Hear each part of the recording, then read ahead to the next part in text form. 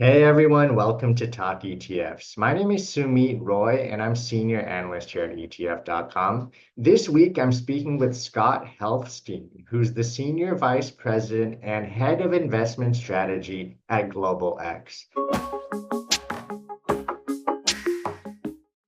Thanks so much for joining me. Thanks for having me, Sumit. So, Scott, you recently released your 2025 investment outlook. Can you give us some highlights from that report? Yeah, Sumit. So we're optimistic going into next year for a whole host of reasons. But partially it's because we think that there's a change taking place in the economy.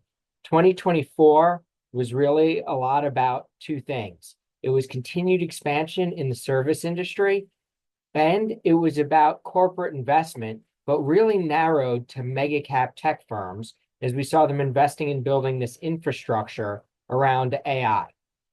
As we look into next year, we actually think the drivers could be different. And while services could continue to expand and mega cap tech could continue to invest, we actually see a potential recovery in manufacturing as well as in the small cap space. That said, while we're optimistic in general, there are some themes that we really like built around US competitiveness. For example, US infrastructure, where there's still probably in the neighborhood of $700 billion to be spent from the existing allocation from the infrastructure bill that was 1.2 trillion. We also like, for example, themes built around onshoring of manufacturing. So artificial intelligence, most certainly, as well as that broader ecosystem of data centers, connectivity devices, as well as industrial robotics, we think all make a lot of sense. Now, we do have to power all that, and energy independence has been a priority for the incoming administration. So perhaps thinking about energy infrastructure, the future of electrification, and nuclear technology as well, with commodities like uranium, as we've seen mega cap tech companies really embrace that. And then finally, defense technology in a complicated security environment that keeps giving us new twists and turns. Those are some great themes. Scott, you touched on the new administration. Obviously, a few weeks from now, we're going to get the Trump administration coming in. How do you think Trump's policies, his economic policies, things like tariffs, things like deporting illegal immigrants, perhaps, and even tax cuts are going to impact the economy and markets? Well, we do think economic uncertainty around this is going to remain high. And really, that is probably the single overarching question that people have to be asking themselves. What we tried to do was think about a sensitivity analysis of sorts. For example, tariffs are generally perceived as bad for the economy because by raising prices, it harms the consumer and it effectively moves resources from the private sector, which is more generally productive, into the government sector. But tariffs, however, could potentially be offset with taxes. And so we might see perhaps the maximal tariff policy that Trump has talked about. But if we see something that's more moderate, as well as perhaps a little bit of tax relief, that might actually negate itself. So trying to work through this is difficult. So yes, on one hand, tariffs are generally perceived as bad. On the other hand, however, the last time we increased tariffs, we saw manufacturing rebound and new orders break to a new high for the first time in a decade. And keep in mind, the fear here is that if consumption slows, services slow, which we just talked about as a critical component of 2024, but business services are making up an increasing part of the economy.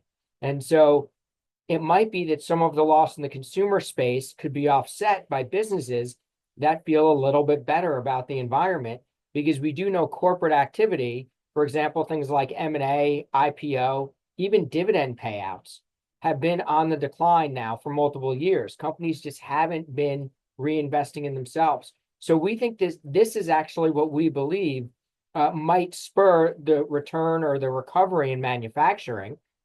Even if we don't put all the tariffs in place, the purpose, right, is to potentially get a more favorable environment for US companies to export.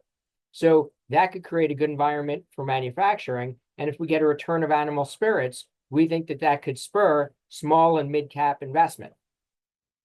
Speaking of a return of animal spirits, Scott, this year the S&P 500 is up something like almost 30%, which is an incredible gain.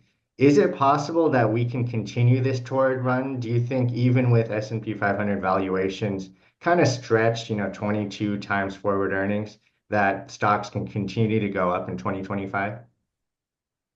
So we actually do believe there is more room to run. And it's really two things that we would point to.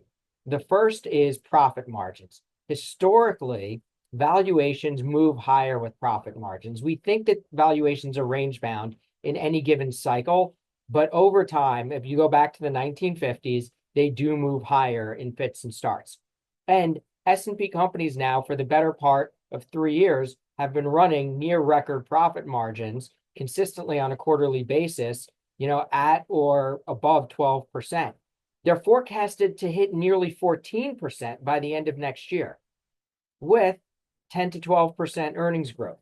And that's a consensus. Both of those are consensus estimates. So what we looked at was the relationship of profit margin and earning stability on valuation. And we believe that if we can get a slightly more stable environment, so companies feel a little bit better and we see the volatility of earnings flatten out, and we can get to a 14% or close to a profit margin, we could be looking at a multiple that's 23 or 24 times on top of the earnings growth that we expect. So it wouldn't necessarily be unreasonable to see a 12 to 14% further gain, even where we are today.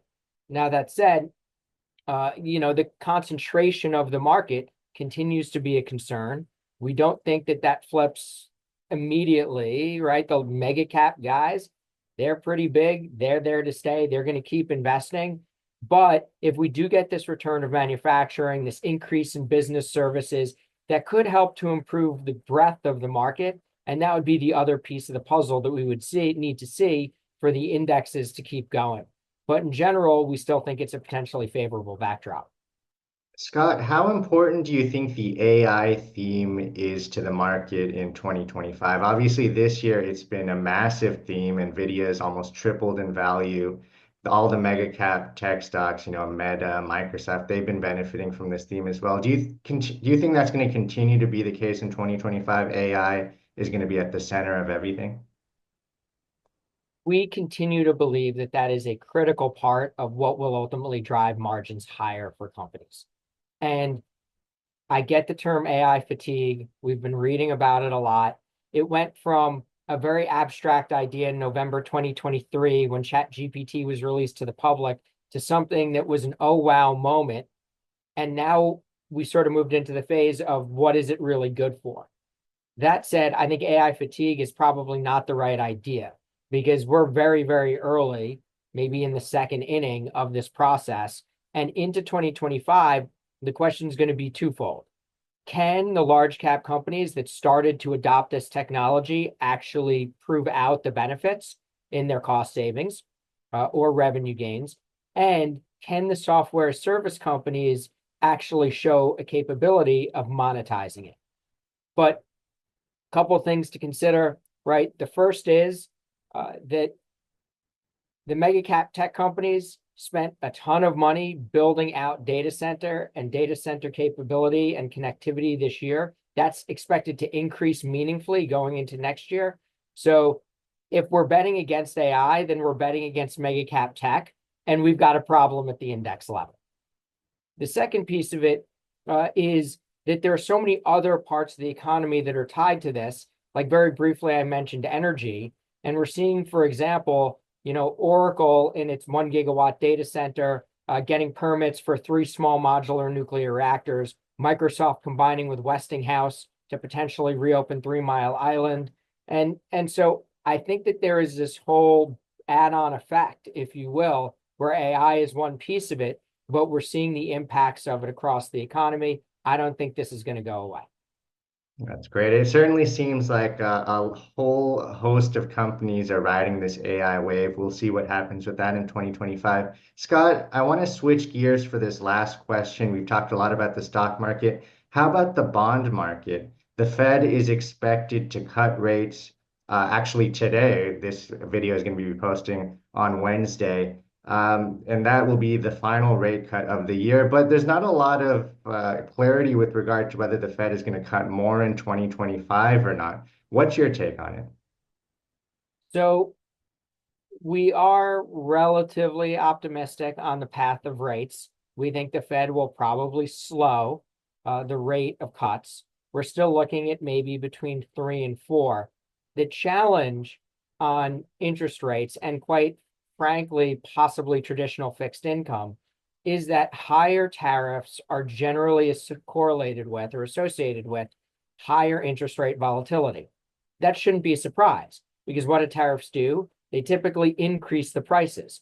So now we're looking at an environment where we could see increased prices, but if it spurs domestic activity, then perhaps the Fed has to be a little bit more careful about what it does because prices are going up and the economy is strong. If, however, tariffs negatively impact the consumer and we start to see the economy slow a little bit as a byproduct, the Federal Reserve might have to be a little bit more aggressive in its path of cuts, depending on exactly how that tariff policy is calibrated and implemented.